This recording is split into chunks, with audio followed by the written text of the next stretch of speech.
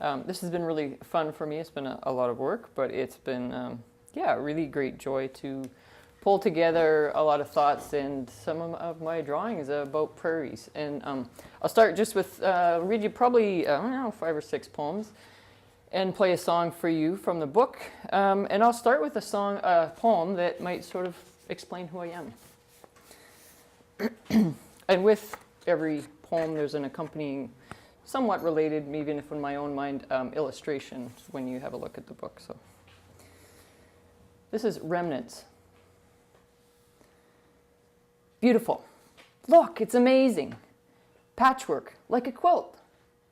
Passengers lean over one another for a view of the quilt of squares and rectangles on a clear day, jetting over the prairies. Native grass torn out and the naked prairie covered by patchwork quilt of annual monocultural crops. A yellow field of canola stitched to a ripening field of wheat. Beside the blue of flax, the illustration of patchwork beauty that suspends our question. If those grasses were trees and people flew over again, not beautiful, not amazing. The patchwork pattern of clear cuts and planted single species tree stands, anything but pretty. So people chain themselves to trees, tree huggers, to save trees, honor trees. They understand the need for the complex of trees and all that live in or around it. I'm a grass hugger. The title of this book is Blue Grama, and I don't know how many people might know what Blue Grama actually is, but I recognize a few people who would. To me, it's quite an adorable little grass when you encounter it on the native prairies here. And this poem was to be the title poem, but we changed it to Blue Grama. So here we go with Little Grass. Squatting, small and unremarked, rarely puncturing the horizon, shaded by early sprouting, cool season plants that tease on frost and spring forth at the mildest hint of warmth.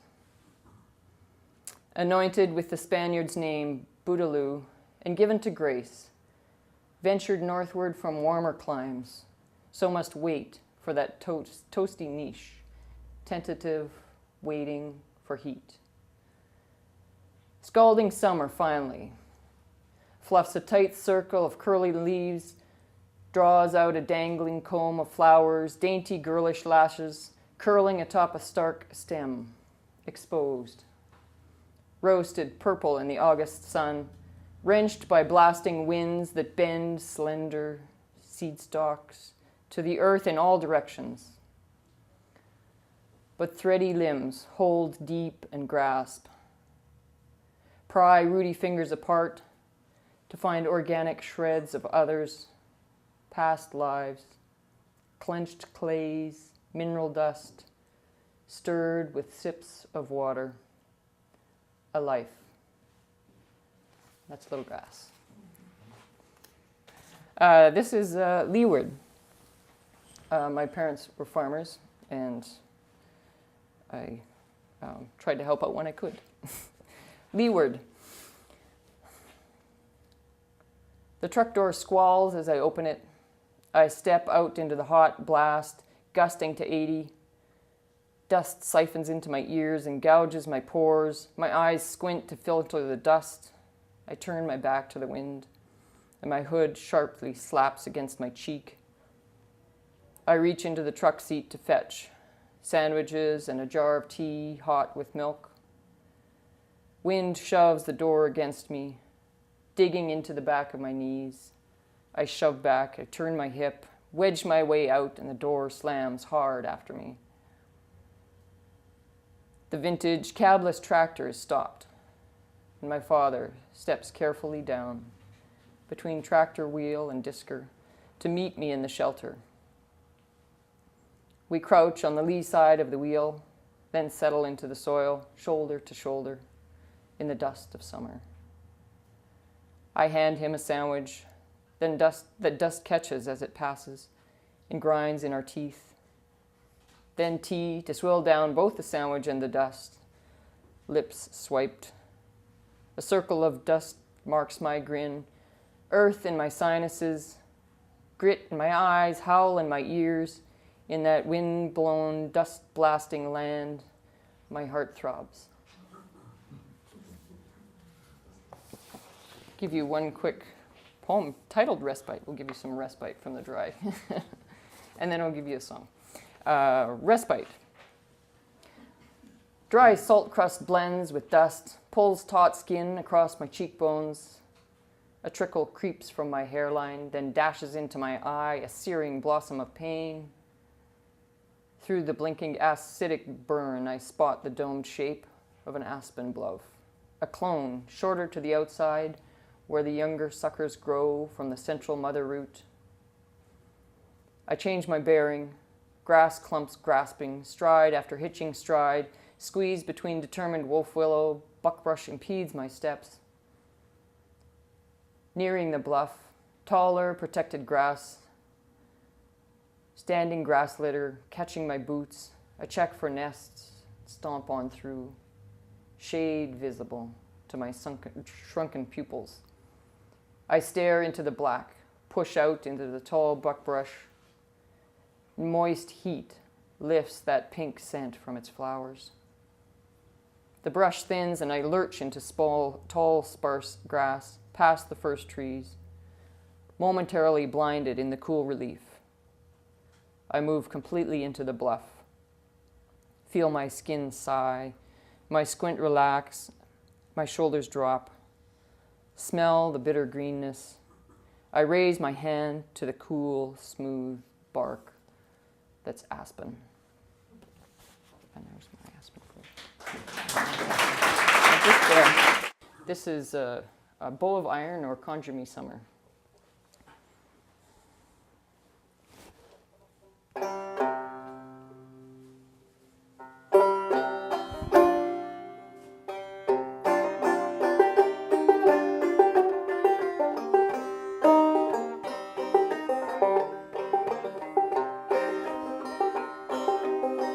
Can you conjure me summer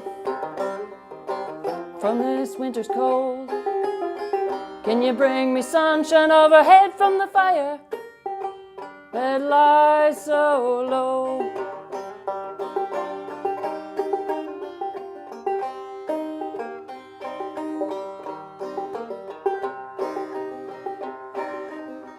Can you bring me grasses growing from the roadside bends? Can you bring me dust that blows and heat that never ends?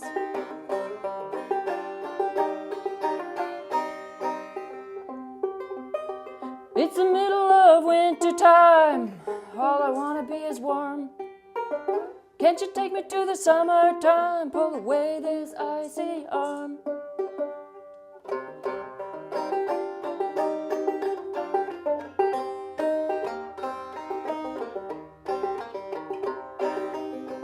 Will you make that frost creep down the window pane? Will you save me from this karmic cold and help me? Won't you help me dance again?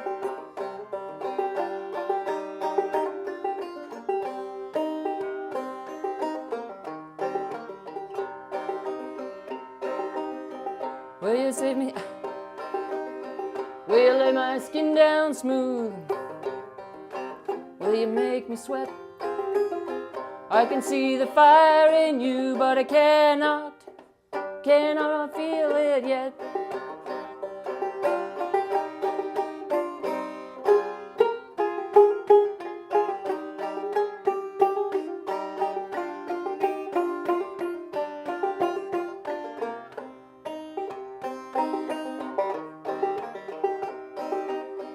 Can you conjure me summer? Heat that holds my soul.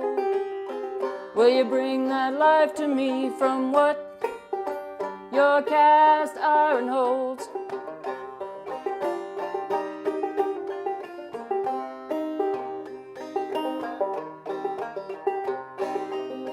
Can you conjure me summer?